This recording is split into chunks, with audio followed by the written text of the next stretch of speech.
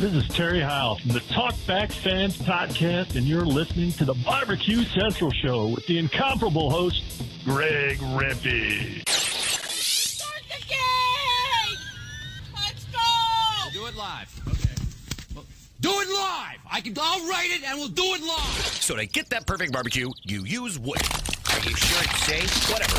We put the lighter fluid on, strike the match, and... Oh! Should we call the fire department? That might be a good idea.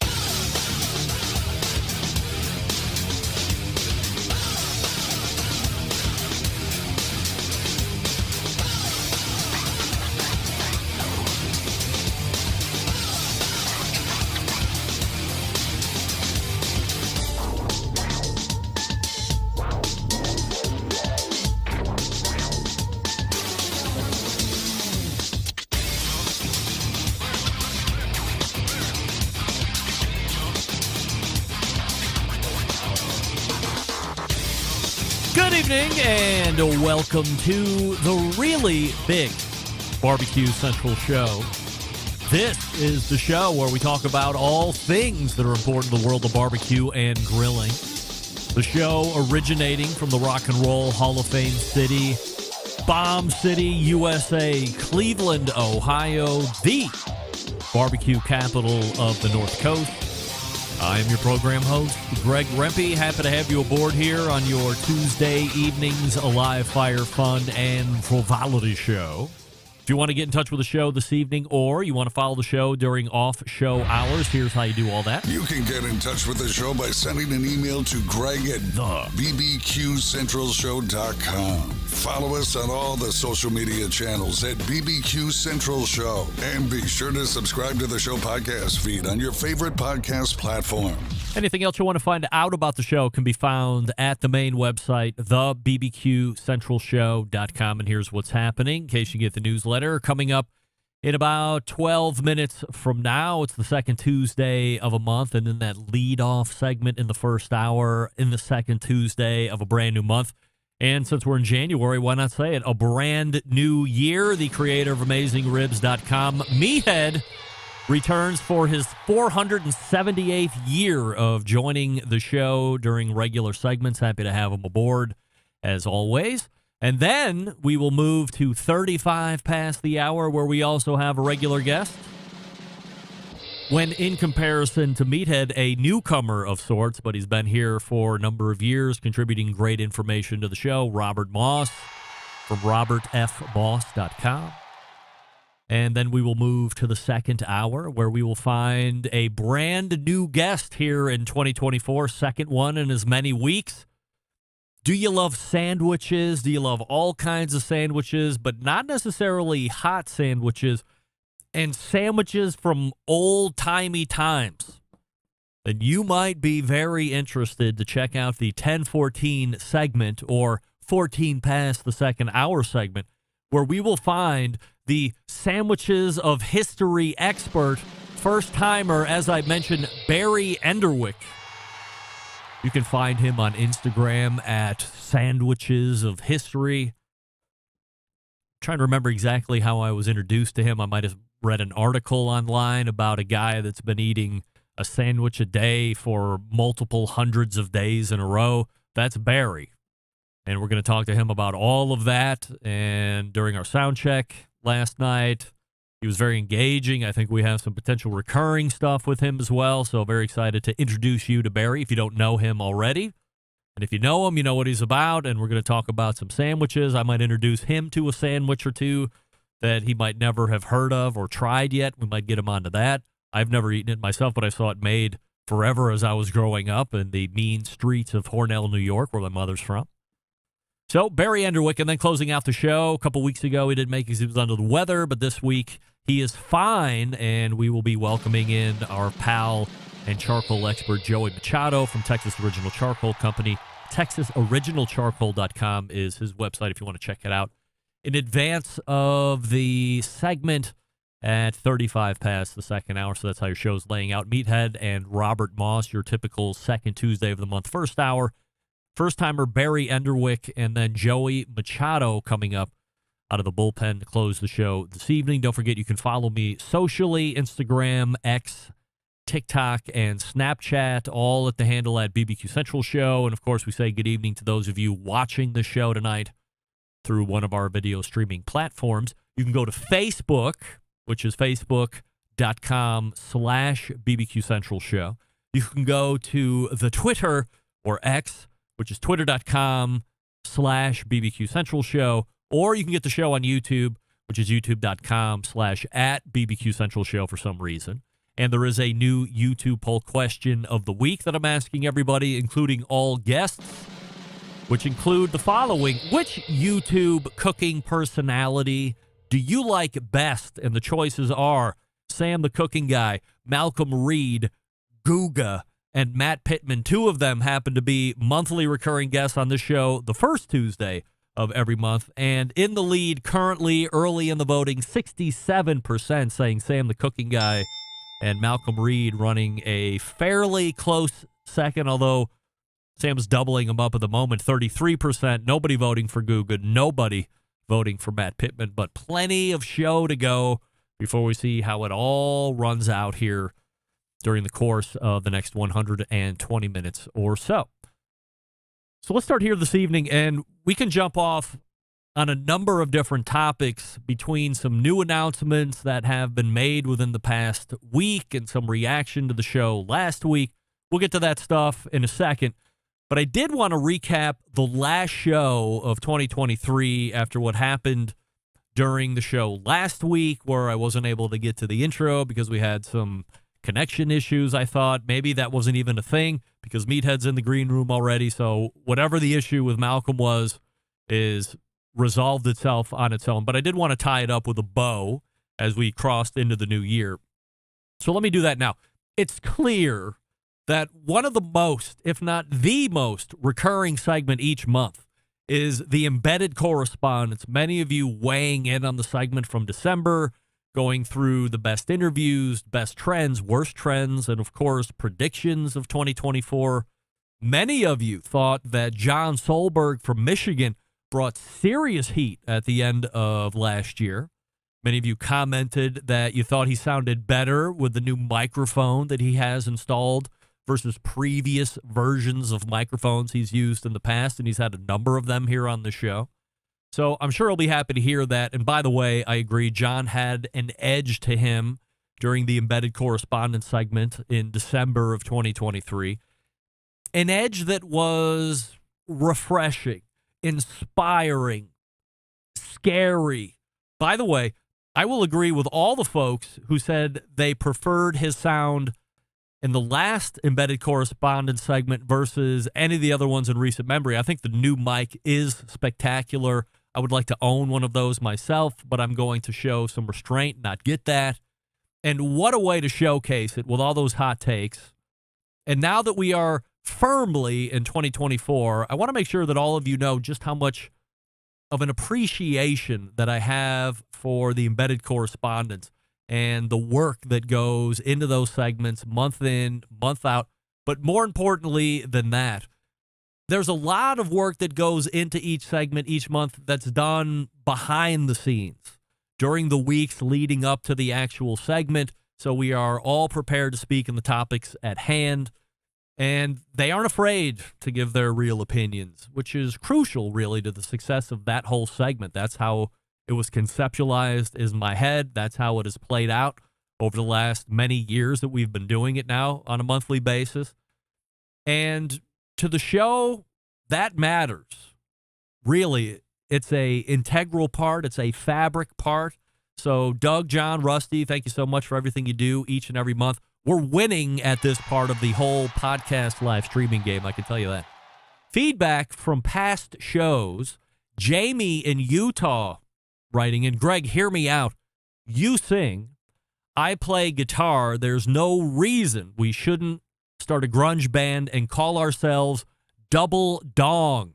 Regards, Jamie. Jamie, thank you for writing it.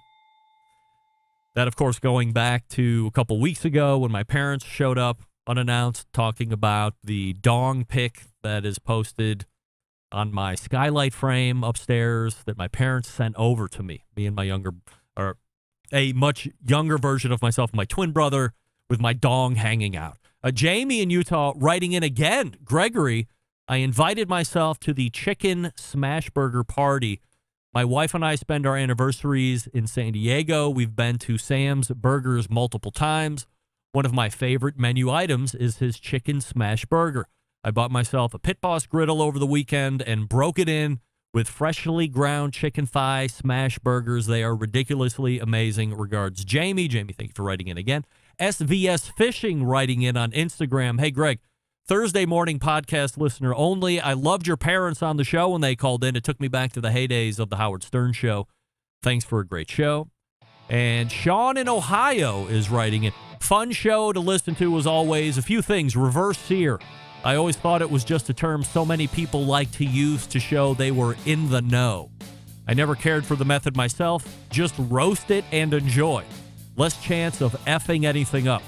Another big mention was smashed chicken thigh burgers. We buy cases of chicken thighs for 45 cents a pound sometimes, and I will de-skin, debone, and grind it up and make great smash burgers. You should definitely try it.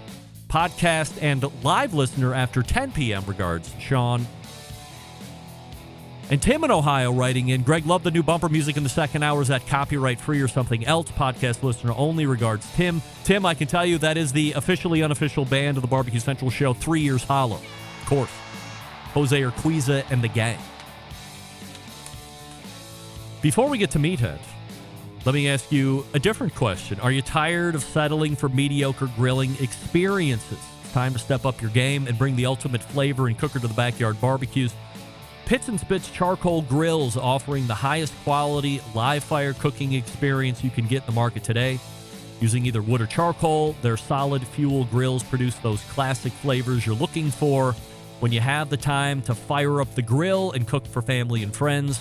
With a large adjustable fuel tray, you can raise and lower the fire to control and fine-tune the heat. They're taking the very popular Santa Maria style grill. In fact, if you follow them on Instagram, they just showcased this grill yesterday or the day before. And you can adjust that fuel tray it's inches away from the protein, or you can drop it all the way down where you have 2-3 feet of gap between where the fuel source is and where your meat is. Easily get 2-zone fire, which I know is important to Meathead and the gang over there when they review grills. So Pits and Spits is the real deal. Check them out, pitsandspits.com/BBQ Central. And as you're checking out, if you want to save $150 off any charcoal grill, you can use the code Charcoal Central at checkout. That's Charcoal Central. You get $150 off any charcoal grill that they sell. And remember, as you're spelling Pits and Spits, it's the double T on the pits and the spits. Pitsandspits.com/BBQ Central. We are back with Meathead right after this. Stick around. We'll be right back. You're listening to the Barbecue Central Show.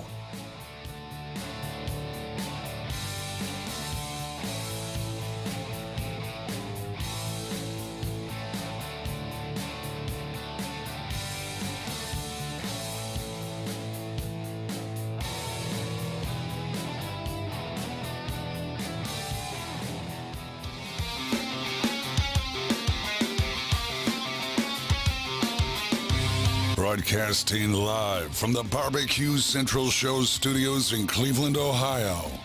You're listening to the Barbecue Central Show. Once again, here's your host, Greg Rempe. All right, welcome back. This portion of the show being brought to you by cookinpellets.com, your number one source for quality wood pellets for all your pellet-driven cookers.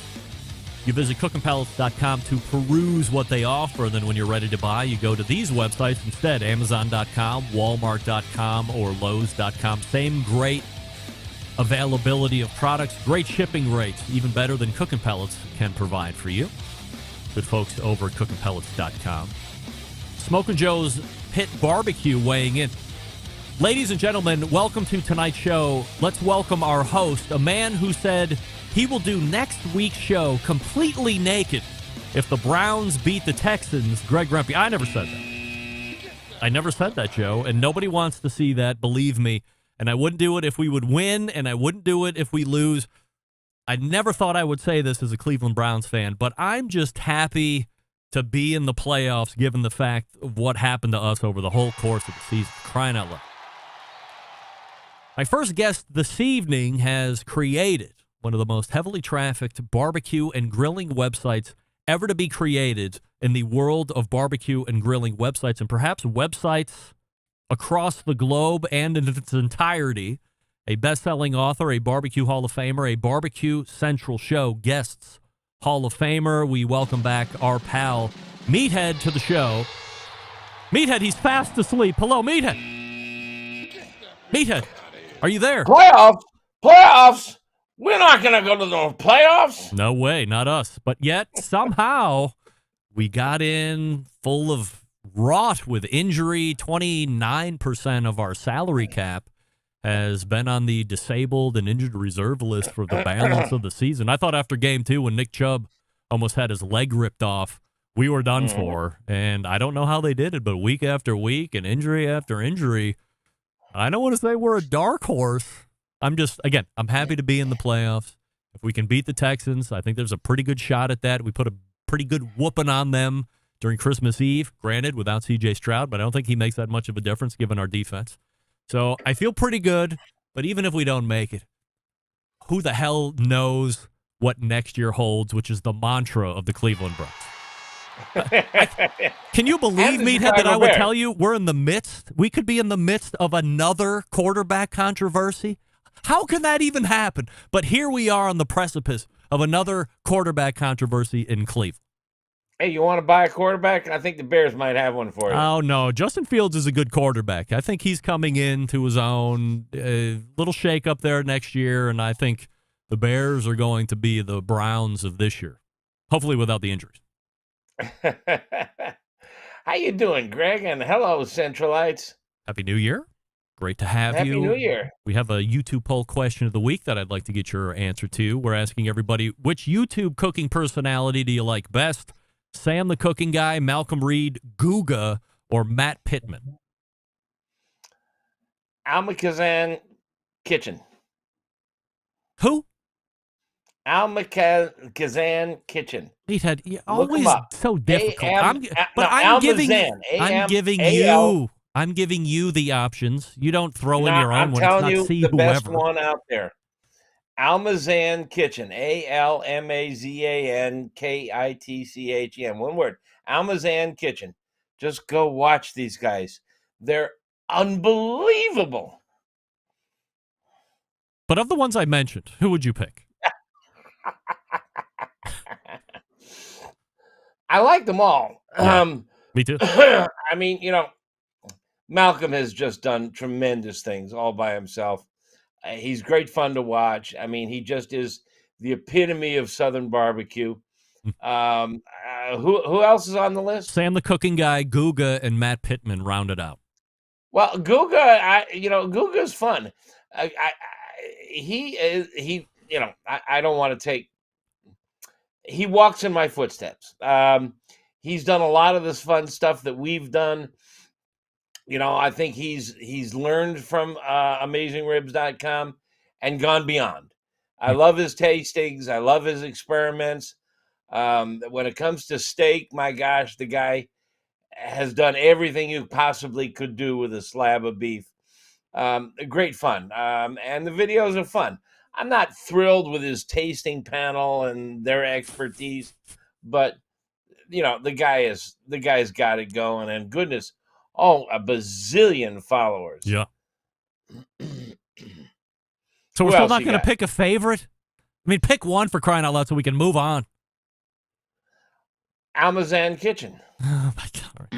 So, Meathead, when you were on last month, you mentioned how you had started sous videing your rib roast, and then you were putting it in a cooler of tempered water to keep it at the temperature you wanted at, and then you would take it through the river and across the woods or whatever the hell you said. And then you would eventually sear it once it was time to, finish it up and get it ready for service. Great bit of info. Went huge on reaction as I replayed it through the course of the many weeks. But here's what I want to say tonight, and I want your feedback.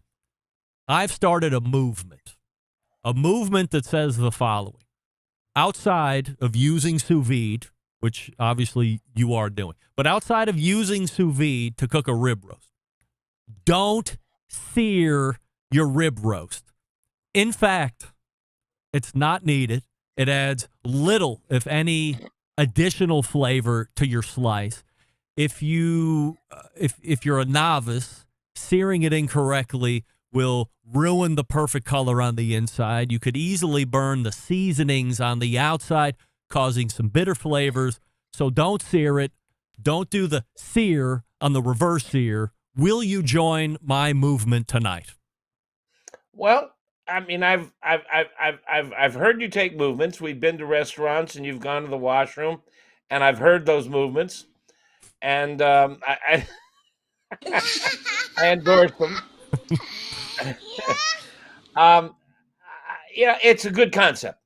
If you're going to do a rib roast or something large, even a pork butt, it's going to brown beautifully on the outside. Yes. So rolling it over direct infrared, high heat to sear is likely not necessary. But if you lift the lid and you take a rib roast or something like that, and you give it direct flame, direct coals, direct infrared, maybe a quarter turn every 10 minutes, you're going to build a really good dark roast, and it's not all that hard. So it's a good idea. I don't think I would prefer, if you're doing reverse sear, you do a sear step. But if you want to skip the sear step on a roast, you're probably going to be fine. Correct terminology-wise, when people say prime rib, we really should be saying rib roast. Prime is a grade. Yes. Right. Yeah, the term prime rib came about because large sections of the steer, the hind quarter, the rib section, the shoulder, they're called primals. So the prime rib is the rib primal. But we also have the conflict of nomenclature where the USDA inspectors grade beef as select, choice, prime, and so on. And so people think it is prime, USDA prime, but it may not be. But choice is just fine. I mean, this is a really nice cut of meat. It's going to be tender and juicy unless you screw it up. A reverse sear is a great technique on it, or the technique you just described. I got no problem with it. You're going to end up with a beautiful piece of meat. I've never seen this until the end of last year. You replied to it on my Twitter feed. But the guy at Go Big or Go Barbecue, who also happens to work for Mr. Brisket over here in Cleveland, which is a nice high-end butcher, said that he started getting requests for rib roast. But then, on top of that, he was to tie bone marrow bones inward on the roast. So as they were cooking, the bone marrow would melt and baste the rib roast. This almost turned into a trend. I know how you and trends are, and basting and oils and waters and stuff. Does this make any kind of sense, or is this what we would call nonsense? Nonsense. Waste of money. I mean, nonsense. Yeah. A rib roast, I mean, we've talked about this before. I'll make it as short as I possibly can. Meat in general averages 75% water. Fish is more. Some other cuts like tenderloin maybe a little less, but 75% water. Fat, which is oil and water don't mix. You can put all the oil you want on the outside of a brisket, beef tallow. It can't penetrate. It's not going to get into the meat. It will melt and coat the outside, and it might give the outside 1/16 of an inch, quarter of an inch, some flavor. And marrow, which is a lot of fat, but it's not all fat, will give some flavor, but it just, a compound butter, just melted beef fat, going to do the job just as well. It's just not getting inside. Save the bone marrow bones and eat it the right way. Put it on some nice toasted bread and enjoy it that way instead of hoping it's doing something to your rib roast. Yeah, if you've got a rib bone or a marrow bone, which is usually one of the leg bones, you cut it lengthwise or horizontally. You can scoop that marrow out and you can cook it inside the bone and then scoop it out. It's very tasty. Spread it on Yep. a piece of toast. Spread it on the meat when the meat is cooked. Mm. Take your steak, bring it in. Instead of putting compound butter on it, put a couple of spoonsful of beef marrow on there, and oh boy, that's good stuff. The topic tonight is senses as they relate to food. Everybody knows the senses, of course. I want to start. I'm going to guide you in which one I would like to talk about first, because I think these develop in importance in my mind. So number one importance to me, sight. I want to see. They always say, eat with your eyes first. So what do we know about sight and its relation to food? Well, all right. Let's just drop back 30 seconds. Yep. You got 5 senses. You can see, you can hear, you can smell, you can taste, you can touch. We are like, think of yourself as a television set. You only get 5 channels: NBC, Fox, CNN, ESPN, and MTV. Educationally, we are very well educated to visual things. Mm. We know colors. We know color combinations. We dress with color combination. We're well educated visually in this society. We look at a movie and we critique the photography. We understand visual fairly well. Audio, we know audio very well. We have a radio or some sort of sound in our pocket, our phones. We know the difference between bass and treble, between a cello and a violin. But the other senses, smell, taste, and touch, we don't know much about. Yes, visual is really important. When we see a wet, shiny, glossy, juicy piece of food, it gets our saliva flowing. And when we start talking about the juiciness of meat, people forget that saliva is a big part of the juicy experience. You bring in a dry piece of meat or a cold piece of meat, and it's just not going to get the juices flowing. So, yeah, the eyes play a big role. The ears do too, by the way. Give me a bag of potato chips. Have you noticed when we were kids, potato chips just came in like paper bags or boxes. Now they're in these foil bags that crunch just like the potato chips. They get our ears going. We go to restaurants, we hear the music. They all influence our jaws. They're hinged right below our ears. So chewing, the sound of chewing affects our experiences. But smell and taste are 2 senses that we don't know a lot about, that are easily confused and that are very different. Let's take those and try to define them or help us understand them a little bit better. Yeah. Taste is that which you experience in your mouth and pretty much your mouth only.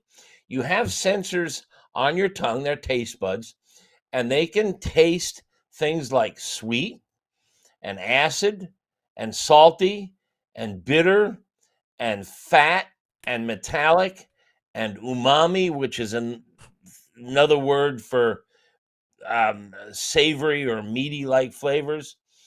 They can also feel texture. But flavor is a word that is typically confused with taste. Flavor, technically, according to sensory scientists, is that which you experience through the nose. Aromas, the smell of that beef after it's been cooked, goes up through your nose. And also, when you're chewing it, there's a passageway at the back of your mouth that goes back up into the nasal cavity. So the cavity behind your nose connects to the cavity above your tongue.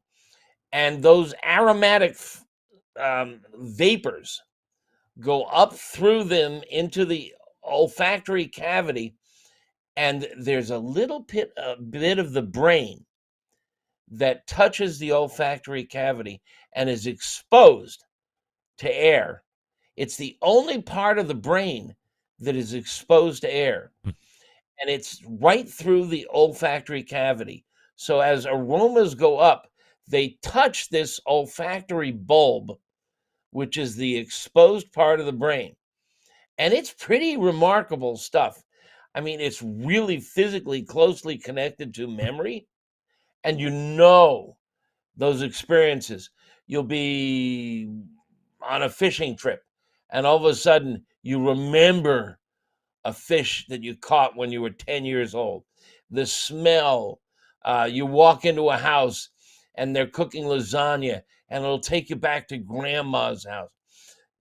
The scent of something is very closely connected to memory, but smell or flavor and taste are separate but connected functions. And it's really interesting the way they work. I've become a little bit more tuned to this as I've started to pick up the hobby of cigar smoking. There's something called a retrohale. So you would take the cigar smoke in, and then I expel, let's say, 85% out of my mouth, and then I'll close my mouth and blow the smoke through my nose. So the smoke is now going up the exact same channel that you were talking about, exhaust out my nose. And now you're getting a whole bunch of new flavors and experiences that you wouldn't get if you just put it in your mouth and blew it back out. Where you're getting the 5 in the mouth, now you're developing a whole new sensory palate as you're doing the retrohale. Yeah, the scientists call it orthonasal and retronasal. Orthonasal is that what you get by inhaling, and retronasal is what you get through your mouth. And if you've ever watched wine tasters, they'll often pour a little sip of wine in their mouth, and they'll let it rest on their tongue, and then they'll go and then make these slurping sounds. What they're doing is they're warming the liquid so that it vaporizes, goes back up through that gap at the back of the palate, retronasal, into the nasal cavity, where it will contact the bulb of the brain, the nasal bulb hanging out. It's really fascinating stuff. What about touching? What about touching? How does that help our food? I'm sorry, I didn't hear. What about what word? Touching. Oh, touch. Touch. Yeah, I'm sorry. Touch. Yeah, tactile sensations. I mean, we know what an oyster is like. It's slippery. It's a little slimy. Very different. I mean, I'm in the crunchy category. I just want something crunchy on everything I eat. I want, we were talking about reverse sear. I want my crust on my roast to have a little crunch. I want my Chinese stir fry. I'll roast some cashews or some peanuts, toss them on there. I want crunch. Texture is really important, and your tongue can detect texture. It's actually very sensitive to texture. So yes, we like the touchy-feely stuff. That's not involved at all in the flavors. It doesn't go up through the nose. But the texture is really, and there's evidence now, there's some debate among the food scientists whether fat is one of the taste sensations. Fat? It's an oily textural sensation. And is that a matter of taste, or is it texture, or both? And I think that temperature is another factor. Hot, cold. Your tongue can feel hot and cold. So your tongue does a lot of cool stuff. But most of what, and one of the fun ways to test this, if you're kind of skeptical, it's called the jelly bean test. Go get yourself some of those. Help me, Greg. What are those flavored jelly beans that everybody Jelly Bellies? loves? Jelly Bellies. Get yourself some Jelly Bellies. And you guys know how they have really distinctive flavors, often very close, watermelon and cherry and stuff. Now, get yourself a few of those and taste them, and you can really taste them. Then pinch your nose and taste them again and see if you can detect what berries or flavors they are. It's very hard when you pinch your nose. Another fun experiment. is go to the spice rack with somebody you know and blindfold yourself and have them pull the spices off the rack and pass them under your nose. You'll recognize every single one of them, but you won't be able to put the names to them. Is that thyme? Is it oregano? Is it basil? What the hell is that? And you can't name them. And you recognize them, but you can't name them. Then have them give you a list of what you're smelling and tasting, and then you can name them. Bang, bang, bang, bang. It's really fascinating.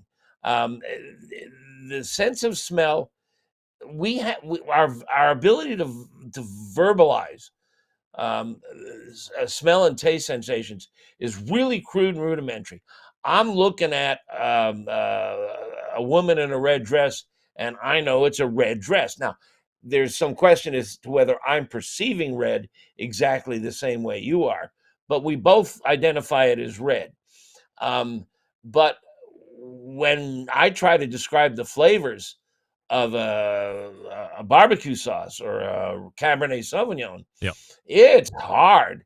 And then you see all these wacky terms that wine tasters, what they often refer to, and we should too, food tasters, is reminiscent of. Does it remind you of something? It's reminiscent of raspberries or straw or fresh cut lawn. It's just very hard to name these things. Senses are important. And the second most important thing is Meathead is here the second Tuesday of every month. If you have any questions about anything, of course, you go to AmazingRibs.com and check out all the information he's got there. You join his Pitmaster Club if you're not a member of that. And in the meantime, you can see him in February, the second week right here on the Barbecue Central show. Meathead, always appreciate the time. Go Browns, and we'll see you next month. Well, as long as the Bears are out of it, I'll root for the Browns. Yes. We're buds. All right. Browns it is. We agree. This time, we agree. Maybe the Browns and the Bears can play someday. Who knows? We'll see. So, if you have any other further questions about what Meathead just talked about, go to his website, AmazingRibs.com, which all of you go to anyway, and go in through the search functions, type in what you'd like to learn a little bit more about, and then take it from there. Robert Moss is ready to go. Before we get to him, I will talk to you about Primo grills, ceramic cookers, but different than most. Why? Because it's not round. Do they have a round one? Yeah. But the most popular ones are not round. They're oval. And that's a game-changing design. You love ovals because they give you the ability to do true two-zone cooking, which is very important to both novices and intermediates, all the way up to the professional level. We love control of the fire. And a Primo ceramic grill in the oval design allows you to do just that. In fact, it allows you to cook up to 60 different ways from a configuration standpoint. And once those ceramics get nice and hot, you get a nice humid cooking environment. You don't have to have any water pans or nonsense like that like you have to do in some other cookers. And you're going to save a ton of fuel because they are highly fuel efficient. Only sold through dealers, primogrill.com. That's primogrill.com. Find a dealer near you in their dealer locator portion. And then visit the dealer in person. Check out all the different size ovals that they have. Get the best one for you. Don't forget to outfit yourself with some of those great accessories that they have. The pizza oven. They have the rotisserie grill basket, which is great. So check them all out. If you're in the market for a ceramic cooker, I'm telling you, Primo is the one. Plus, it stands up to anything. All the other ones will melt in a Primo kiln, except the Primo, because it's fired, it's tested and made, engineered to withstand that kind of a heat. So you know you got something that's going to last a long time. Primogrill.com. That's primogrill.com. We're back with Robert Moss right after this. Stick around. Be right back. You're listening to the Barbecue Central Show.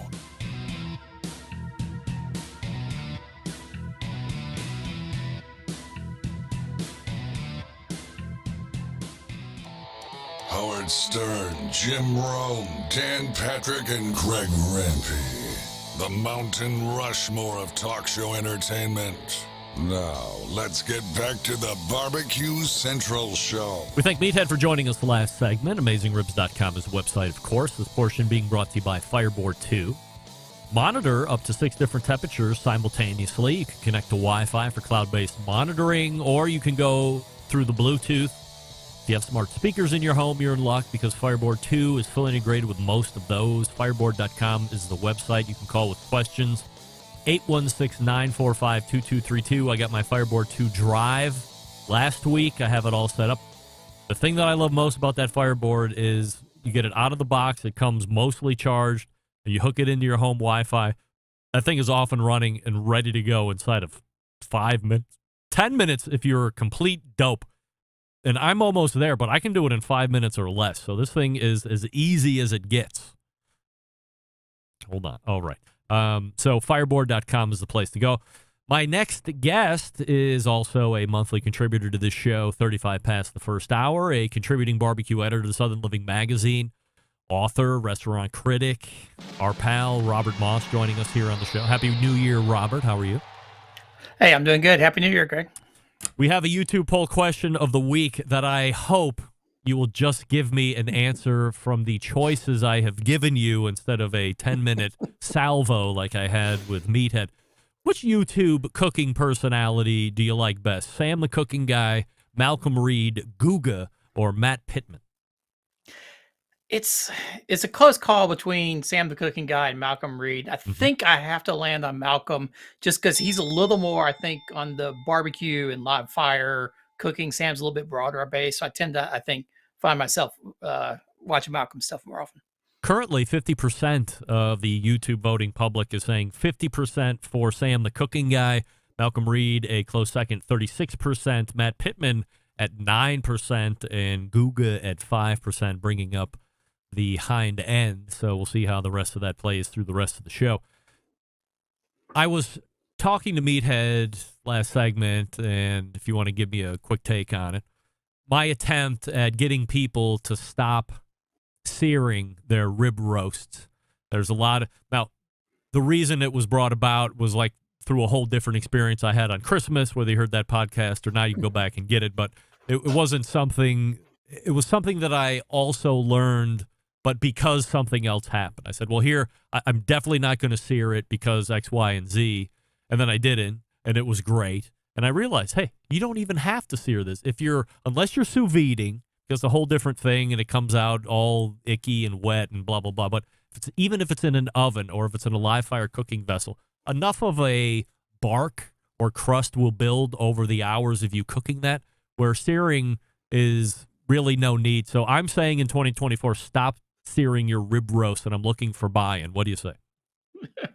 I'm not passionate one way or another, but I think I'm in your camp. I would say, yeah, I think people spend way too much time worrying about what's on the outside of the meat and not just the cooking of it and the quality of the meat that's inside. I've never really found that slathering things with mustard or pickle juice or whatever really makes much of a difference in the end. I think it's sort of, don't cook it too long, don't overcook it. And yeah, you're right. If you're got something on a source of heat that long, you can have a nice crust on the outside. You don't need to be spending a lot of time searing it, and especially if you're not cooking. If you're cooking inside, you're going to fill your house with fatty smoke, and who wants to do that? So I'm with you. Avoid the sear. Last month we talked a bit about that new Memphis barbecue festival that is now competing head to head with the Memphis in May International Festival. Any new thoughts as you've seen news come out on that, or are we at a standstill now? Not a whole lot of new thoughts. I mean, since the last thing, probably since we talked about it, but it's been a couple of weeks, was the prize purse. I think that sort of got everyone's attention. And I do recall, I think Malcolm actually was talking on your show that what would it take to make him consider it? Well, put $100,000 on the table and boom, all of a sudden there it is. So that to me is the most interesting thing. I think the whole MBN judging stuff just came out in the last week that they're going to sign up with the MBN. I think the one thing that perhaps it revealed for me is that there's a lot more undercurrent going on and behind the scenes in Memphis in May than I realized. And there's been, I think, I hadn't heard a lot. I'm sure if you got people together drinking beer, they'd complain about it, but I hadn't heard all the rumblings that are now coming out now that you have to sort of pick your side. So I think it will be an interesting soap opera between now and May. New year, so why not start off the year with a grenade topic? What's the secret to truly authentic Southern style barbecue? And you're the expert. Okay, so you got, I guess truly is one word we won't argue about, because I think everything else we got to get into, like authentic Southern barbecue. What is truly authentic Southern barbecue? And also, at what point in time are you talking about? Are you talking about today? Are you talking about 10 years ago, 50 years ago, 100 years ago? And in Southern style as opposed to what? So I think there's a lot to unpack, as they say. Let me try and ask a better question then, as you throw out all these different qualifiers. Through your study of so I'm leaving Texas out of this. Southern to me is going to be, let's call it from Virginia down. We probably leave out Georgia because that's weird, but maybe we don't. Or we definitely leave out Florida because that's weird altogether. But you have this Maryland is in there or not? I guess because it's a big subscriber base. But what people I guess would consider to be the true South. Yeah. So over your years of covering it, through the decades and decades that you look back and write about, how have you seen the evolution of Southern barbecue over that time? Okay, so I think you've got to sort of you got to compare Southern versus what, and so I think Southern against non-Southern, which in the case of the U.S. would be Southern versus the North or the Northeast. I think for a long time, and certainly when I was younger, the big difference between barbecue in the South and barbecue outside the South was sort of the difference between grilling and slow smoking something on a pit. And I think that was just that term barbecue in the Northeast. People still will use the term come over for a barbecue, we're cooking hot dogs and hamburgers. Yeah. Growing up in the South, that we called that grilling or cooking out. So that was sort of the dividing line. And you can sort of think of it as we're doing grilling is small cuts, patties, sausages on a grill directly over heat. Where in the South, it's low and slow, large cuts of meat for many hours on end.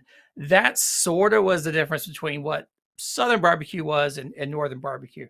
But again, it's a slippery term because then in the 90s, 2000s, a lot of chefs and other restaurateurs started opening barbecue restaurants in the Northeast. I'm thinking, Chris Schlesinger and others and John Willoughby up in Boston, Blue Smoke and places like that in New York. And so what's the difference between Southern style and Yankee barbecue or Northern barbecue? I think, at some point that sort of became the difference between sort of traditional Southern restaurant styles of cooking on brick and cinder block pits over open coals versus what you could do in the heart of Manhattan, which is cooking on some sort of more of a gas powered or gas assist wood smoker type of thing. Sort of think of it between the Old Hickory and the Southern Pride pits versus the old cinder block pits. So there's been a little bit of a distinction there as well. As a mostly Yankee as I am, when I think about it, I think Southern style barbecue, pork, period. Whole hog, pork ribs, widely pork shoulder. And then if you're out of the true South, it's anything goes after that. Kansas City is going to have an amalgamation of all that stuff. Texas is going to be widely beef, sausage, some pork ribs, but more of the beef stuff. So when I think of truly Southern style barbecue, it's going to be pork heavy, if not pork exclusive.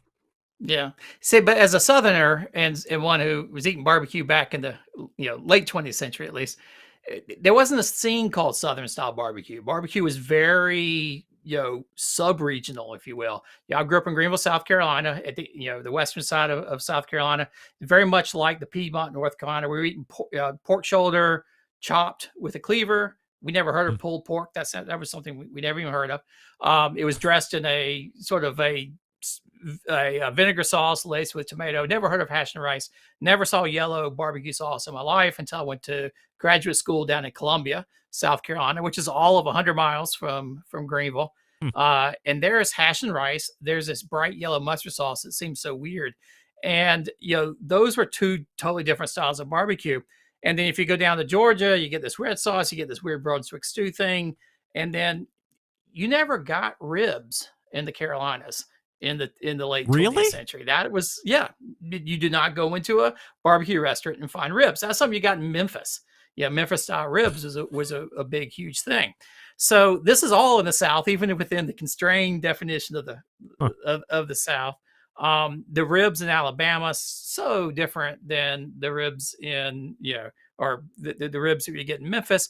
It's a totally different thing. So we had all these sub-regional definitions. So if you're in the South, you had these big feuds between all these newspaper writers in North Carolina and newspaper writers in Georgia and Texas over what real barbecue was. And then once you got into the state of North Carolina, there was these vicious feuds between Eastern North Carolina and Piedmont North Carolina style barbecue, even though to somebody who didn't grow up in North Carolina, the differences might seem very slight.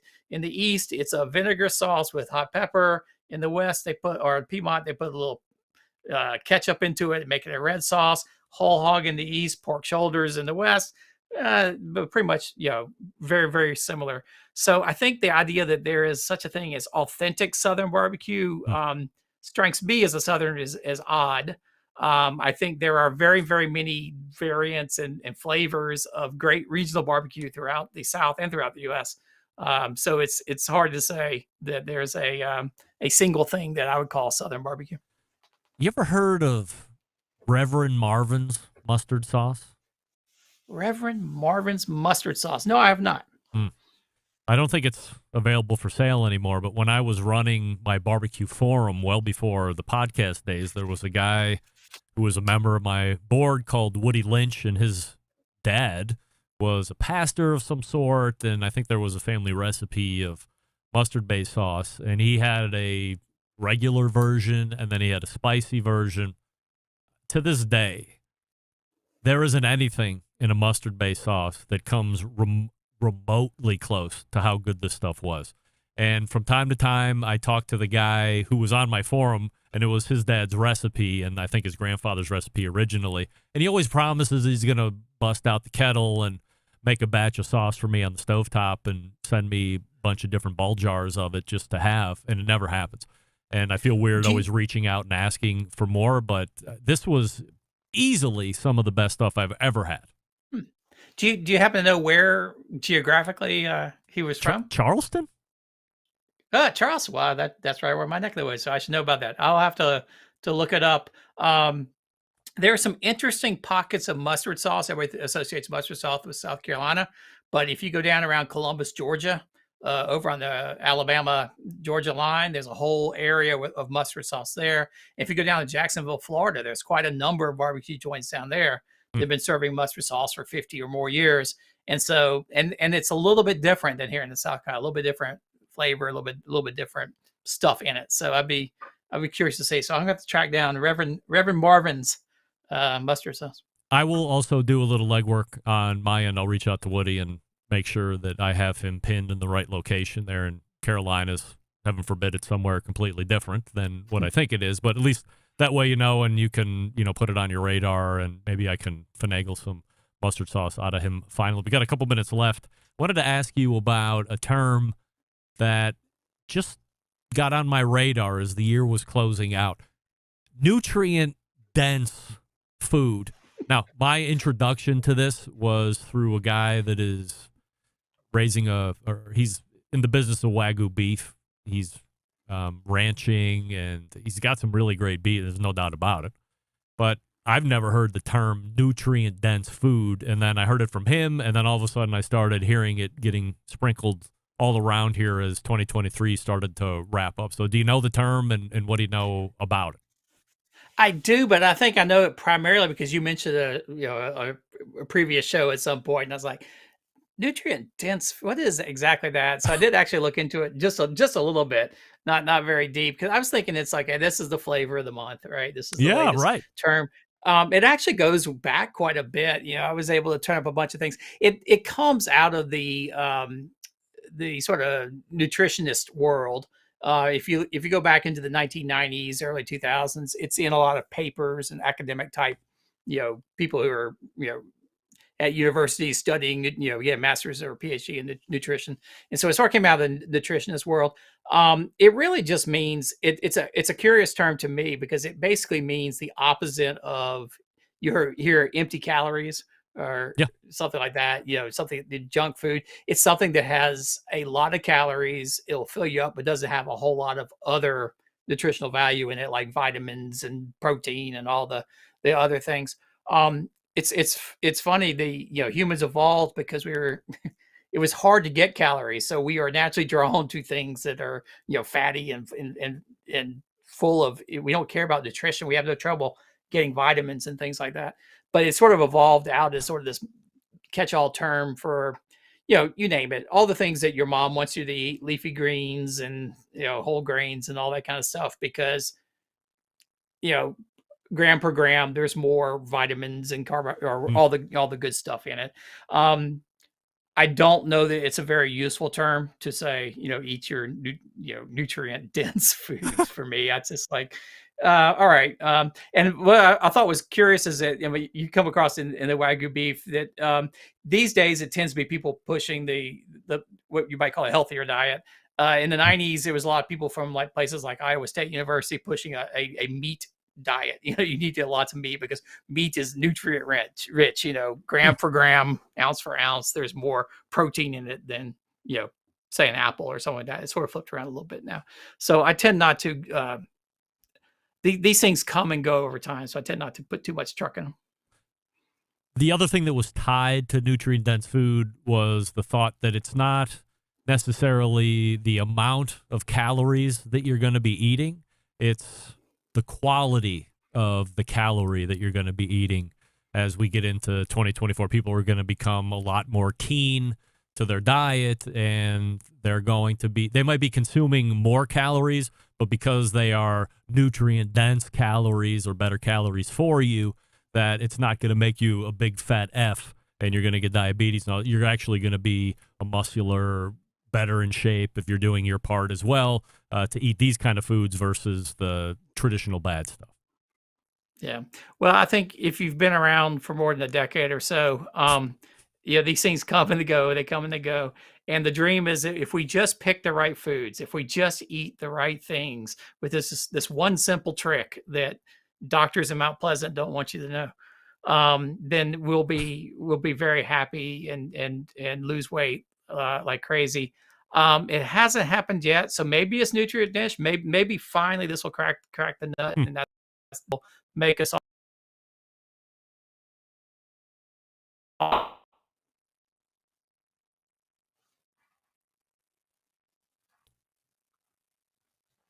Robert? I'm here. I had a little pause there. Yeah, that's right. Robert Moss is here the second Tuesday of every month.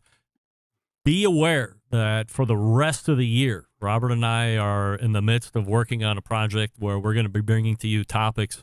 They're going to blow your mind. They're going to shake the foundations of the live fire industry.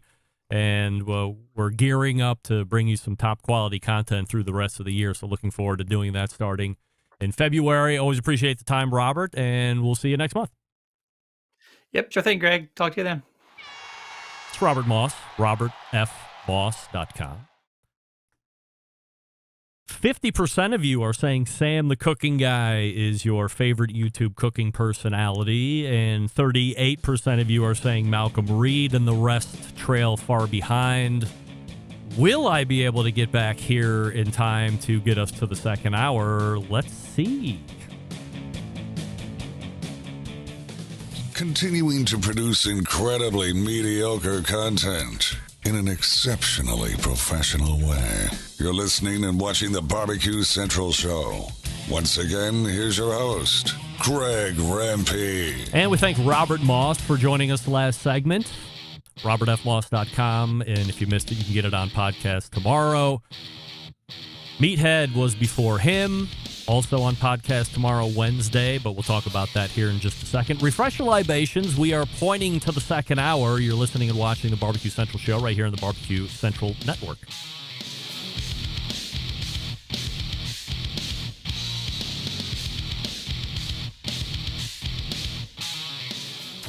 This is Brian Mayer, host of Hot Sauce Weekly, and you are listening to BCRN, all barbecue and grilling all the time. Happy to have you aboard here for the really big barbecue show. We cook because we have to, and we grill because we want to. Hit me. Fine, how's it going? You have a great show. I'm a big fan. Boing. So what seems to be the problem here? This man looks like he's dead, and he's in the crackle.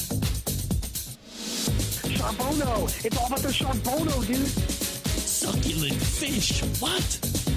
He ate 54 wieners. Oh, listen, Liberty, shut your face. I'm shaking like a dog shit peach seeds.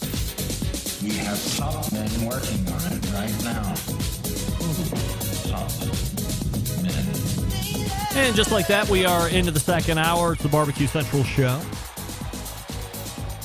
We talk about very important things here on this Barbecue Central show. The most important things, I actually say. Well, looky here. Jimmy Shotwell joined the show. Jimmy Shotwell in 2018 had the #1 rated barbecue and grilling podcast. And then 3 minutes later, gone. Jimmy, what happened? But you got the title, bro. That's all that matters. Trophies talk. Losers talk. Me. Still to come on the show this evening, Barry Enderwick, the sandwich expert. Sandwiches of history. And, oh, no. I almost said somebody that was supposed to be on the show, but he had to bow out. And in replacement of the bow out was a former or previous bow out. Joey Machado will close the show this evening. We say good evening to those of you watching the show tonight through one of our video streaming platforms. You can go to Facebook or X, which is /BBQ Central Show at the end of whatever website you're watching at, Facebook or X. You can also watch the show on YouTube, which is youtube.com/@BBQ Central Show. There is a huge chat going on there as usual, although we have some Facebook watchers as well. Little update on the YouTube poll question of the week. Why not? We're asking everybody this, and there has been a change since I last updated it a couple minutes ago. Which YouTube cooking personality do you like best? Sam the Cooking Guy, Malcolm Reed, Guga, or Matt Pittman? Coming up in last place is Guga with 4%. Second to last place, Matt Pittman at 12%. Malcolm Reed at 38%. And Sam the Cooking Guy at 46%. The Sam and Malcolm delta ebbs and flows. Sam will get out to 50+%. And then now there must be more people coming in top of the second hour and starting to vote because we've drawn almost to a 50-50 tie between Sam and Malcolm Reed. And when I say 50-50, I mean just the same percentage. Sam the Cooking Guy now sitting at 44%, and Malcolm Reed now at 41%. And Matt Pittman jumped up 2%, now at 11%. So keep those votes coming in. You can only vote on the YouTube portion. So if you want to jump over there and make your vote, then you can jump back over to whatever streaming platform you are getting it in. By the way, kudos to me for deciding to take the show live stream video-wise off Twitch and go to X, because last week there was 2,000 views by the time the show was over with. So thank you, X, for accepting the show once again. It originally had it. We've taken it away, and now we've reinstalled it and all that fun stuff. So great for the visibility of the show. Andrew Barnhart is chiming in this evening. I have some Blues Hog red sauce that is pretty good and tangy. Andrew, maybe you didn't know this, but Blues Hog Red is my favorite store-bought sauce, period, that I can get. So if you're ever looking to offload any on the normal squeeze bottle or the 5-gallon jug or a 50-gallon jug, if it even makes it like that, I'm always happy to take the Tennessee Red off of anybody's hands. It's my favorite. I do like the traditional blue or the traditional blues hog, but if I have both, I like to go 75% red with a 25% mix of the blue. I think that's somewhere close to whatever their competition sauce is. I think that's a mix of the red and blue to some degree. Coming up on the Best Moments of the Barbecue Central show in 10 minutes or less this coming Friday, episode 316, taking you back to January 12th of 2010. Being featured this time around is friend of the show and former longtime sponsor of the show, Dave Bosca, Butcher's Barbecue.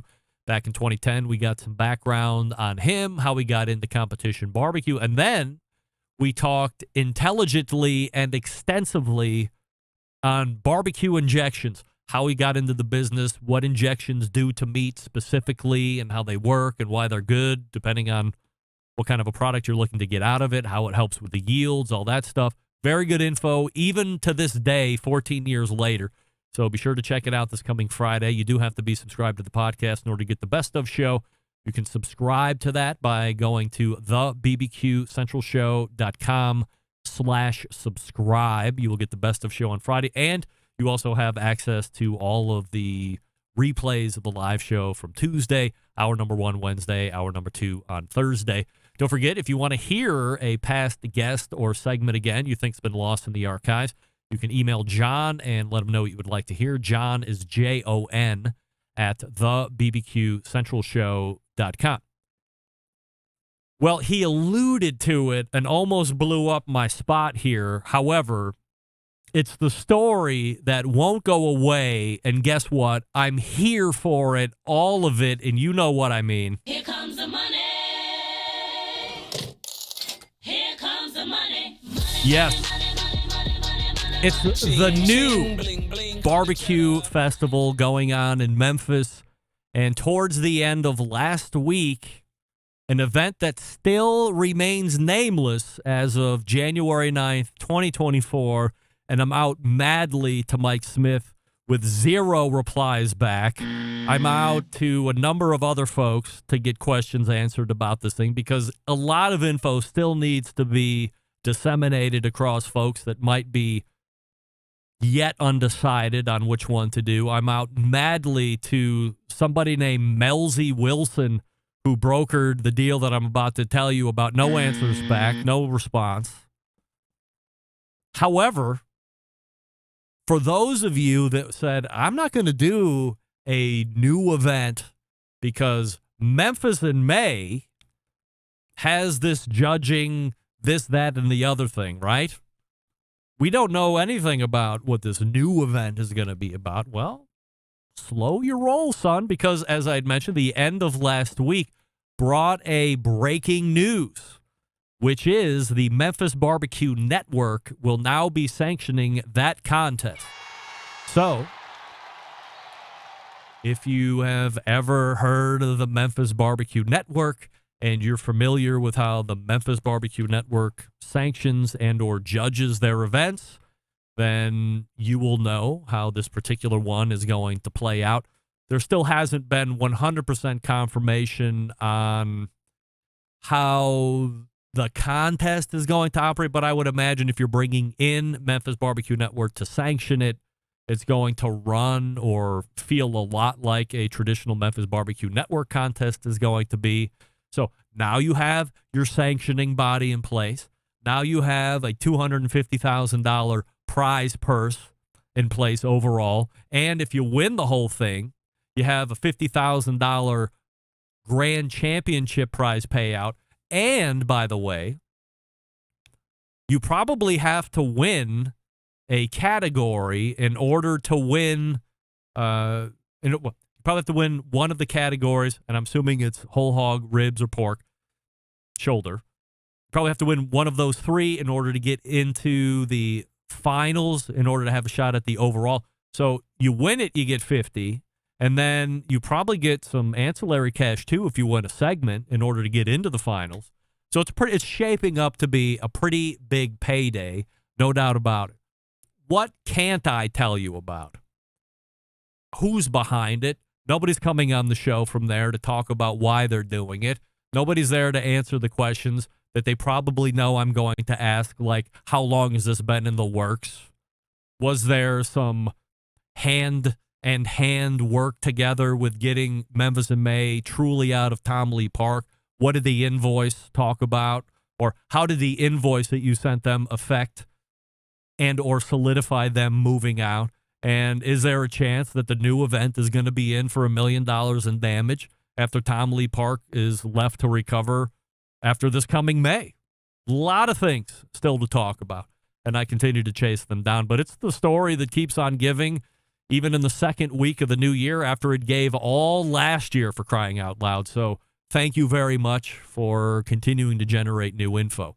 Also, there was some reaction to the David Ellis segment from last week, and I have a few thoughts on that. However, it appears I'm going to be running out of time on that because we have Barry Enderwick coming up, and then, of course, closing the show, we have Joey Machado coming up 35 past the second hour. I'm going to pull it back. We'll revisit some of the David Ellis reaction next week. And who knows? There very well could be a new Memphis Barbecue Festival. I have to figure out a new way to even title it. So I don't want to just say new. There is the old and the new. The Memphis thing. Boy, that's really specific. Let me talk to you about Franklin Barbecue Pits before we get to Barry. Franklin Barbecue Pits are those types of pits built for the barbecue purist who wants to take their craft to the next level.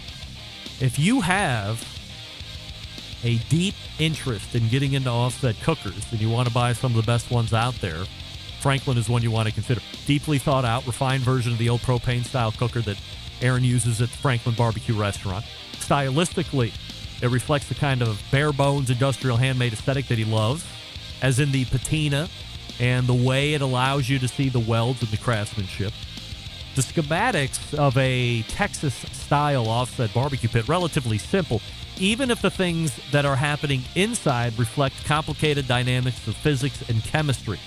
Very few moving parts here. Numerous and massive differences divide the Franklin pit and the average barbecue smoker sold at the big box store. Of course, weight and materials used, heat retention, just a few right off the top of my head. Franklin barbecue pits are made with mostly quarter-inch American-made steel. Anything that sees heat engineered to be incredibly solid and should last for a century or more if cared for properly. If you, the listener, want to own a Franklin barbecue pit, you have two different options. You go to the website, look for a dealer near you. If there is one near you, visit the dealer. See it, touch it, feel it, all in person. Ask all your questions. All the representatives at certified Franklin barbecue dealers are trained and experts in the product. Or, if there isn't one near you, you can go to franklinbbqpits.com. You can order one right on the website. It ships right to your driveway. And then you can roll it up the driveway, install it wherever you want in your yard, and away you go. Lots of YouTube on how to use. But, look, you've heard it from our pal Wes Wright at cookoutnews.com. Get up the temperature, the thing holds like a dream. If you are a fan of the show and you own a barbecue and grilling supply store and you're interested in becoming a Franklin Barbecue Pits dealer, go to franklinbbqpit.com and fill out the dealer form on the website. Easy as that. You can also get in touch with me. I can get in touch with Matt, make sure that all that's being taken care of as well. I don't see him in the switcher, but that doesn't mean he's not there. We may have Barry Enderwick when we come back. Stick around, I'll be right back. You're listening to the Barbecue Central Show.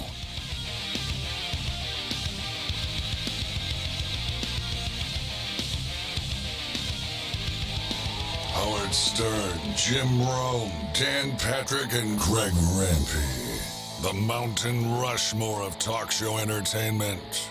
Now, let's get back to the Barbecue Central Show.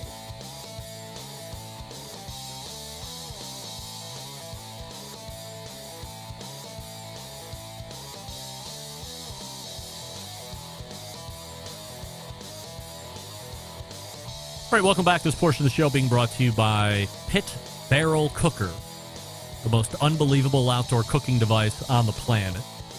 Currently available in 3 sizes with a host of accessories.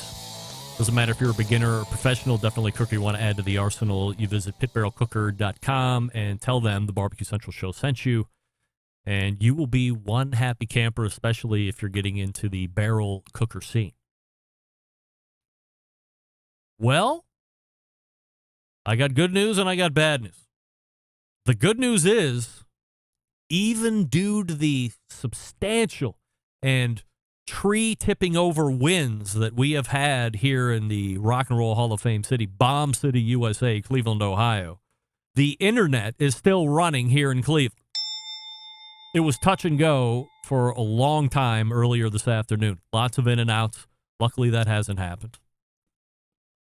That's the good news. The bad news is I look into my switcher, and what do I see? No Barry Underwood. This is not good. However, last week, Malcolm said he couldn't get into the show. But what I found out was he was probably actually there. We just needed to do a reload of the screen. So, blindly, I am going into the screen just to see if he might be there. Barry, you there? No, he's not there. Barry, not there. Weird. Robert Moss has just emailed me. Ah, yes, Florence, South Carolina for Reverend Marvin's. I knew that. I don't know how close that is. Robert says it's close. Or maybe close, Charleston close. But he said Charleston was close to him, too. Is he in Charleston? No, Greenville, right. A lot of things going on in South Carolina. I had no idea there were so many different sub-hyper regionals going on there. But if you ever run across a legacy bottle of Reverend Marvin's mustard-based sauce, whether it's the regular or the spicy, get it. It changed your life good. Really the best mustard-based sauce we've ever had. We've had a ton since Reverend Marvin's has left the building, and it's great. Just great. I did send Barry a note. He is West Coast time, so we might have which I doubt. I mean, even during the sound check, I said, make sure you're in at, 10 after 7, whatever. Did I say 7? I hope I didn't say 8. That'd be an hour later. I very well could have. Who knows? How about this? We're going to do something incredibly strange. I hate to do it. However, I see him in the switcher. He still thinks he's got about 20 minutes, but maybe he doesn't. Our pal Joey Machado is here. Hey, Joey. Are you on mute? I am. All Not right. anymore, though. Joey, look at you. Coming in early, coming out of the bullpen. We thought we were going to be able to get the starter about 7 innings, but he shit the bed around the 3rd inning, so we have to go to our long reliever, Joey Machado here from Texas Original Charcoal. So glad to see you in the box there, and we'll have to figure out what to do with Barry if he pops in here or not. Maybe I gave him the wrong time. You never know. Let me give you the proper intro before we get going here tonight. A name you surely recall in the charcoal industry over the past many years is Joey Machado. He has been associated with some of the most elite brands in the industry and has helped each of them grow their footprint in the live fire industry. But why help others grow their business when you can buy into your own charcoal business and grow that one instead? Makes sense to me, and here to talk about it is our pal Joey Machado. Now, before we get going, let's do the YouTube poll question of the week, which is this. Which YouTube cooking personality do you like best out of these choices? Sam the Cooking Guy, Malcolm Reed, Guga, or Matt Pittman? They're all friends. I have to say Matt. Matt, all right. Yeah. Even Sam the Cooking Guy's a friend? Yes. Oh. We've You ever eaten any of his restaurants or anything like that? No. Yeah, me neither. It makes two. Yeah. It's been a few years since the last time you've been on the show. I think the last time you still might have been with Fogo at that time, or maybe it was even before Fogo and it was just B&B.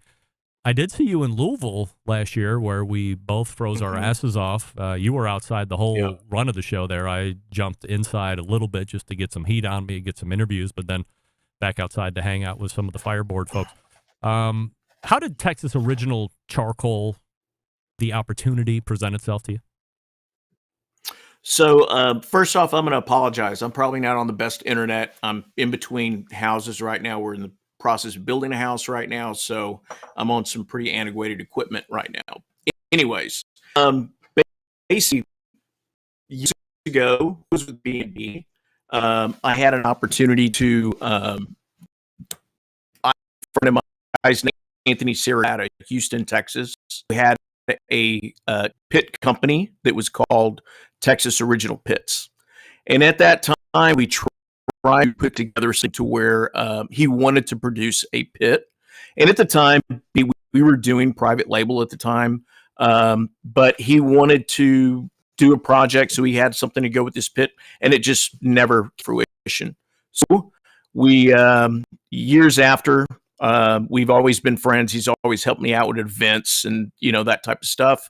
And when I was with Tim Shear, we came to kind of split the sheets, and Tim's still a great friend, and he was me to go do else and go for me, and the opportunity to work with a group. Go ahead. I mean, it's the connection is pretty shoddy. I'm not going to lie. You're jumping in and out. So let's. I'm gonna just stop now, and maybe we can look to reschedule once you're back in a better area or something like that. But no, I don't know. That's fine. I don't want to waste your time, and I don't want to miss all the great information and only get every fourth word. So I appreciate you jumping in last minute here, but we'll get it worked out and get you back on soon enough. Perfect. I appreciate it. All right. Thanks, Joey. Man, that's a bummer. I hate that. I'm sorry to Joey, and you just catch him at a bad time. He's got shoddy internet. I appreciate the fact that he mentioned that up front, and as I've always said, we will make sure that the listener experience is key and paramount at first and foremost. So I appreciate the fact that he's down with that. Oh my goodness. Look at this. A Barbecue Central Show exclusive news update. Greg Rempe reporting for the breaking news desk here in Cleveland, Ohio, the city that breaks the most live fire breaking news in the country, nay, the globe. Malcolm Reed has overtaken Sam the Cooking Guy in Who's Your Favorite YouTube Cooking Personality. How about that, Malcolm? Congratulations. Now at 42%, Sam barely in second place at 39%. So at some point, he dropped off. We got even, and now he has pulled ahead, Malcolm Reed. I won't say surging into the lead, but steadily was climbing, and now as we've gotten in well into the second hour, 42%. Is taking it. We got a message coming in from Jeff and Dreezy saying, can you shut his video off? That's not going to help a bad internet, unfortunately. So, good idea, Jeff, but that will not happen.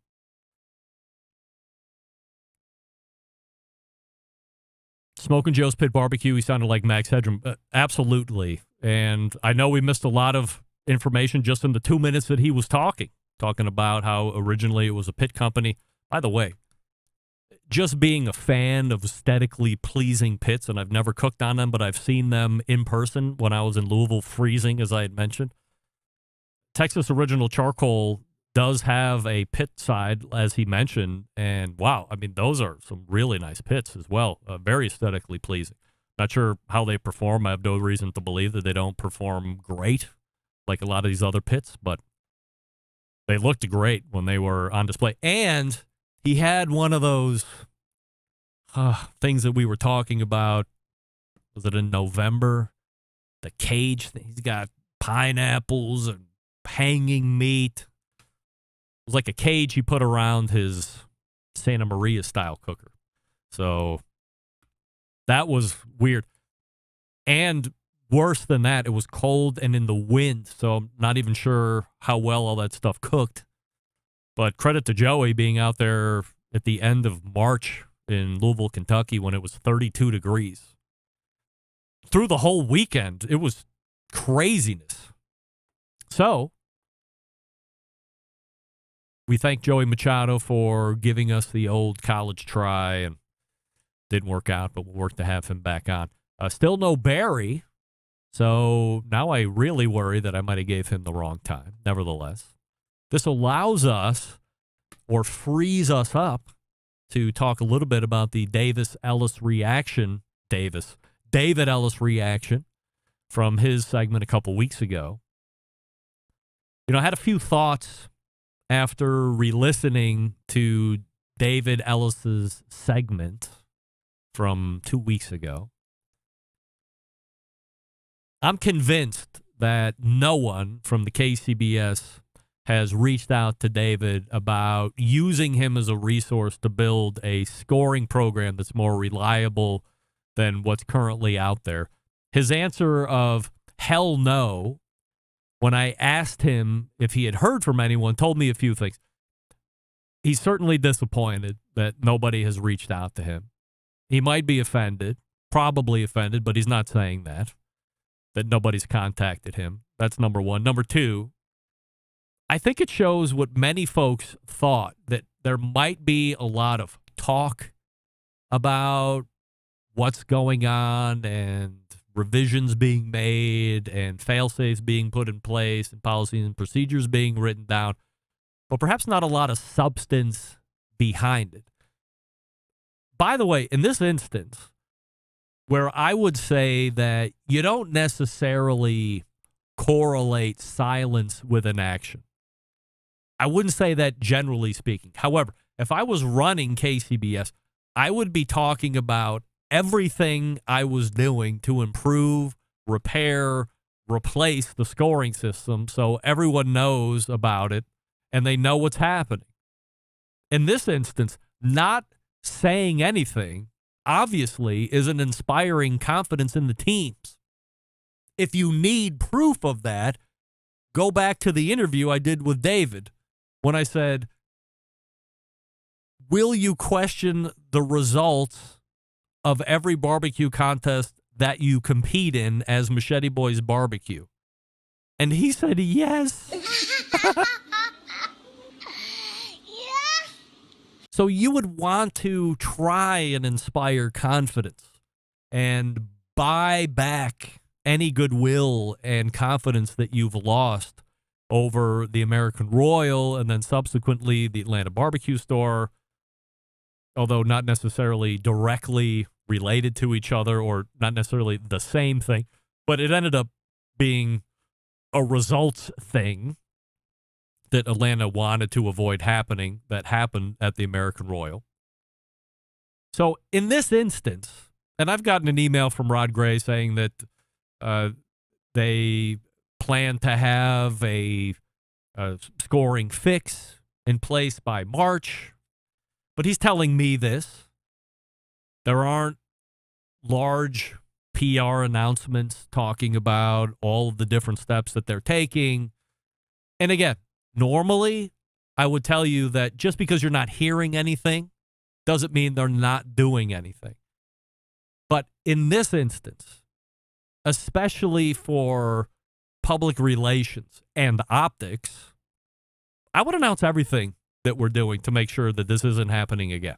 Again, if you've lost confidence by the teams in the scoring, you need to buy that back. You need to regain that somehow. And part of that is going to be in communication. Let them know, everybody, what you're doing. You're asking for input. You're looking for those experts. You're creating all of these things, and then you're telling everybody about it. Telling everybody about it You're not allowing people to assume anything on their own. Look, what do we know about people in this day and age? By and large, people are not giving anybody the benefit of the doubt. Same for competitive barbecue cooks. People aren't looking to give you the benefit of the doubt. So if you're not out there telling everybody what you're doing and how you're making it better routinely after the biggest debacle in competition, KCBS competition history, because it's happened in other sanctioning bodies, you want to do that. You want to tell everybody what you're up to. You want to be able to buy back some of that confidence and reinstill to the teams that when you compete, the results that you hear are in fact legitimate, they are accurate, they are valid, and here are the reasons why. Jimmy Shotwell is asking me, Greg, can I cook you dinner at Memphis in May World Championship Barbecue Contest? Jimmy, you know I don't travel anywhere. You know I don't. Now, I live in contradiction, of course, because you actually saw me travel to the NBBQA event. By the way, unsolicited promotion, the latest installment of the NBBQA annual conference is coming up in less than a month. I believe is that back in Fort Worth? Jimmy, do you know that? I feel like it's not close to me. I mean, nothing's close to me. NBBQA could be in Cleveland, and I might be 50-50 on if I'm going. That's how much I don't like to travel. It's not just international, right? Sam, the cooking guy, it's like anywhere. I love my house. I love my bubble. I love it. I love it. Uh-oh. A Barbecue Central Show exclusive news update. Greg Rempe reporting from the breaking news. Let's try that again, please. A Barbecue Central Show exclusive news update. Greg Rempe reporting from the breaking news desk here in Cleveland, Ohio. City that breaks the most live fire breaking news across the country, nay, the globe. And after losing the lead mere minutes ago, Sam the cooking guy has once again taken over the lead. Now sitting atop the leaderboard at 42%, Malcolm Reed is at 37%, slowly gaining steam, but will not sniff anywhere near second or first place, is Matt Pittman garnering 13% of the vote. Guga still less than 10%. Specifically at 8. So Sam the cooking guy and Malcolm Reed throwing lefts and rights, a heavyweight fight going on here. Typically, I rarely give updates past that second interview. So the fact that Sam and Malcolm are this hotly contested, and moments ago, if you just missed it, Malcolm was ahead of Sam the cooking guy by 3 percentage points. So a lot of voting going on here and a lot of juxtaposition going on between Sam and Malcolm Reed, so we'll see how that works out. The other thing I wanted to mention before I jumped in with Jimmy looking to cook me dinner at Memphis in May. Did anyone else during the David Ellis interview catch the statement that he made? This is almost one of those things that fly under the radar, like when Darren Worth was on the last time and we were talking about Memphis in May, and he almost said that he thought Memphis in May was fixed without saying it. He came that close. Anybody else hear David mention that there had been numerous other times during last year where results had been delayed at various contests? I was not aware of that. I'm not saying that it's not true, but if indeed that's the case, certainly some kind of resolution needs to happen sooner than later. We will continue to track what KCBS is up to, whether they want us to or not. I'm sure they do. Jimmy, is anybody of note going to make the switch to the new Memphis Barbecue Festival? You think about that as we break. and then put it up in the instant chat. I'll flash it up here. Maybe Jimmy Shotwell should be coming on as a guest. He's a Memphis expert as well. Maybe that's the next roundtable. Malcolm, Jimmy Shotwell, and Heath Riles as we lead into Memphis in May. Oh, boy. Listen up, gang. Our friends at Big Papa Smokers have something special just for you, listeners of the show. Whether you're a seasoned pitmaster or a grilling newbie, Big Papa Smokers, your one-stop shop for all things barbecue. From their championship rubs, mouth-watering sauces, essential accessories, they've got what you need to make your food taste great. Take it to that next level, whether you're on the competition circuit or in the backyard. Here's the cherry on top. Big Papa Smokers is offering the listeners of the Barbecue Central Show an exclusive deal. Use the code REMPE at checkout. That's REMPE, Romeo Echo Mike Papa Echo. And you get $10 off your next $50 purchase of rub sauces and accessories, or a combination of all of them.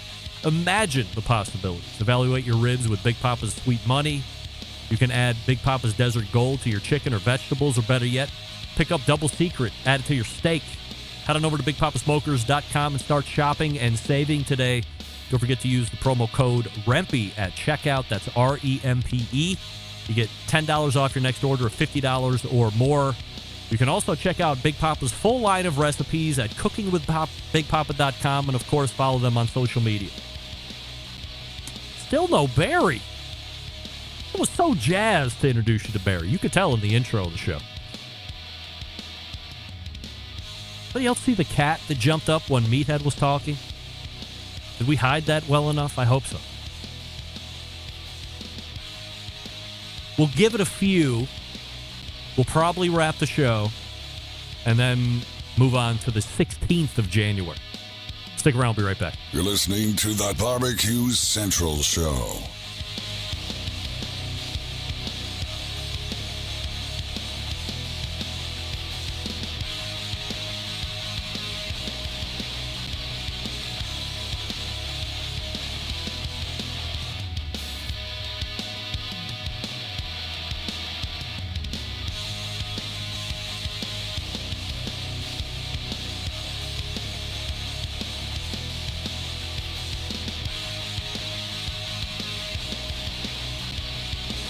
Packers, full racks, legs and thighs, injecting butts. If you've never heard this before, you might think you found the best XXX show ever.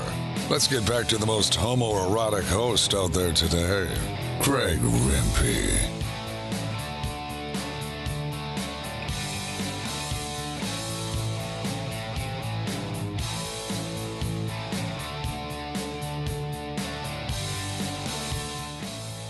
Welcome back. This portion of the show being brought to you by Aladino and JRE Tobacco, makers of some of the finest hand-rolled premium cigars that you can get in your mouth today.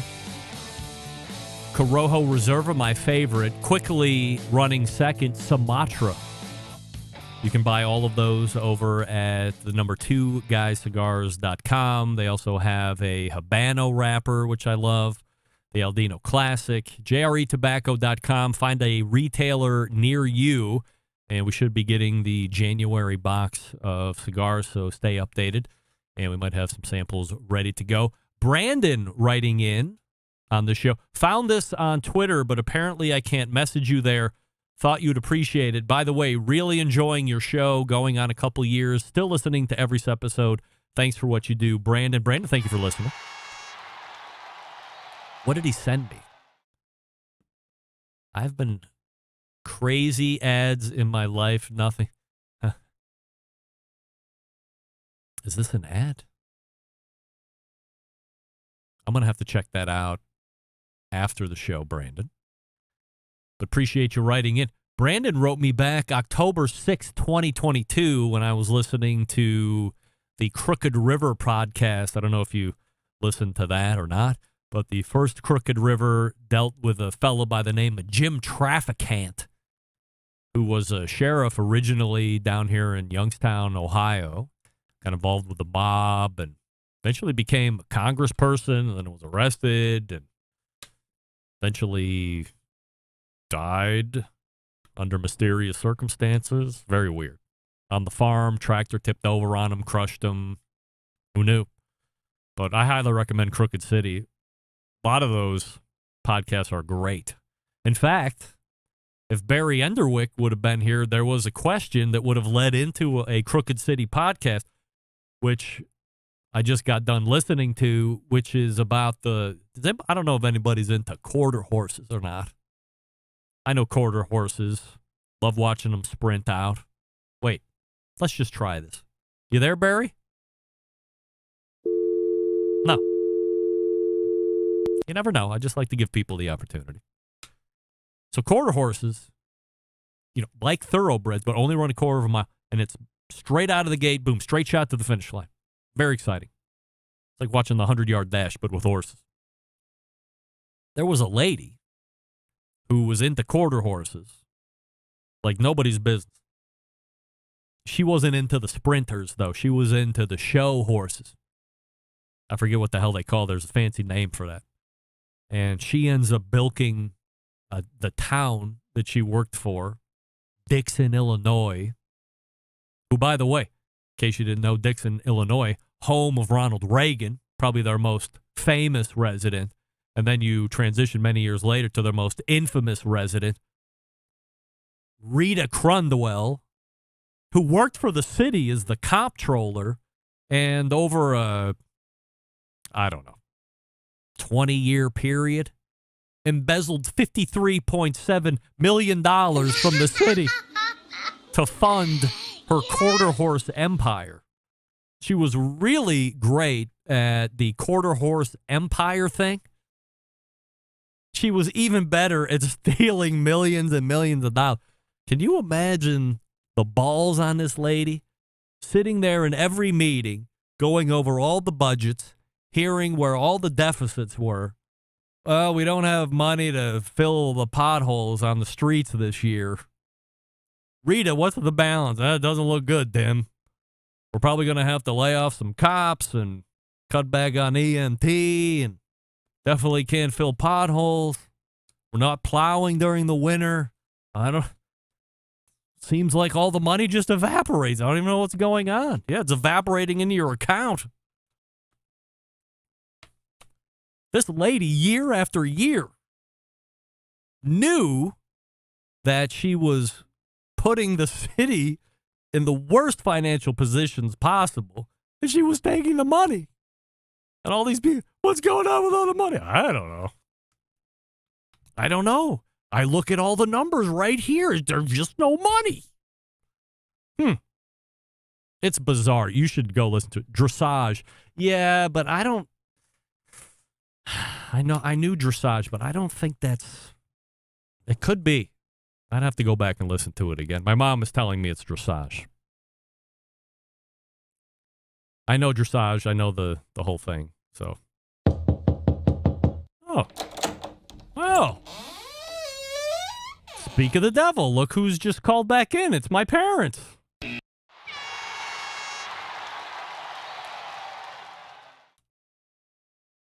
Do you remember when you were just a little boy, like 7th and 8th grade, maybe 7th? Your father worked so hard for so many years to give you and that dopey brother of yours horse riding lessons when we lived in Bainbridge. Remember when Bainbridge was a farm town, not like all those Richie Snots that live there now? Yeah. There was no highway when we moved into Cleveland. You had to get off in Solon. And then you had to take the back roads into Bainbridge. There's no highway. Now you got the highway, all these restaurants, all these yuppie bastards with their big houses. Remember? The end of our housing development, they made this huge multi-million-dollar homes. Who needs it? That's right. That's why we left like normal old people and went to Florida. Look for us in Lakewood Ranch. Look, you remember when you did the horse riding? It was great.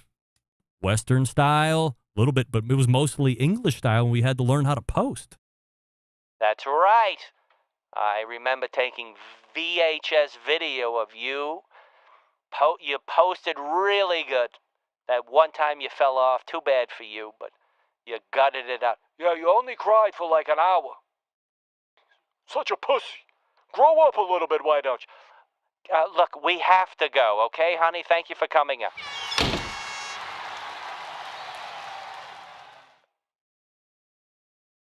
Always enjoy when they stop by. Well, there's still no Barry, which is a shame. Hopefully he didn't hear that whole Dixon, Illinois thing, and when we rebook him, I'm rebooking Barry, I can tell you this. You shine on me first time in, there's a good chance I'm going to tell you to bait it. However, I think the content's good. The sandwich thing, great angle, unique. He's got 275,000 Instagram followers. So he's worth it. So let's go ahead and wrap the show right now. Why not? A little bit early. Early day for me tomorrow anyway. I could use the extra rest. But before we go, we're calling an end to the poll question.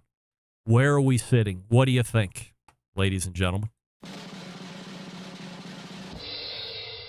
And as I said it, it just dropped percentages. However,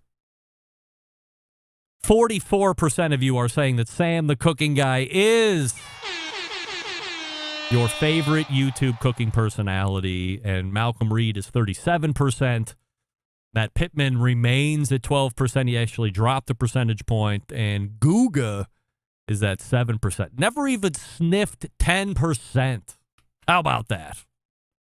Wonderful.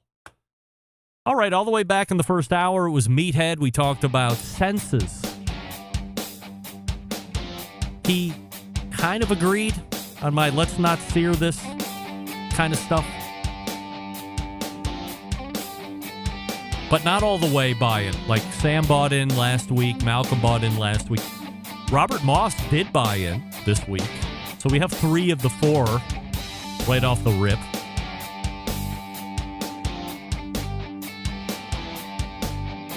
Second hour was what we call a shit show. There might have been a timing issue with Barry Enderwick, but we're gonna we'll figure it out. Number 1, and then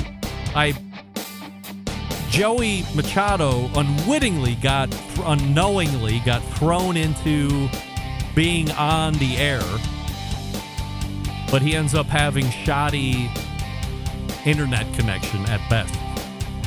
And after a couple minutes, I said, that's it. I appreciate him coming on, but we can't put the listener through that, so we cut it short. And then we hung out a little bit, and there you go. Now, wait a second. Guy, the cooking Sam.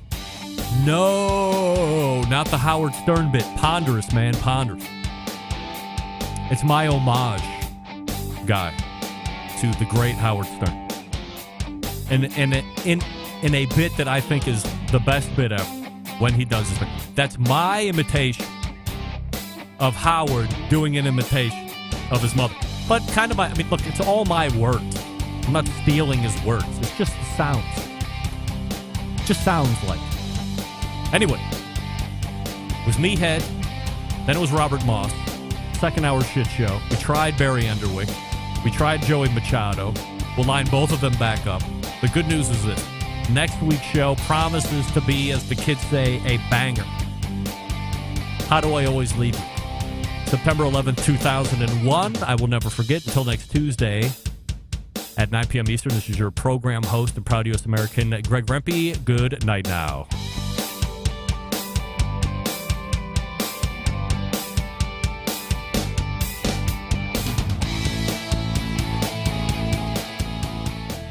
Hi, this is Jeff Stone of Grandpa's Pride Barbecue from the Panhandle of Florida, and you are listening to the Barbecue Central Show.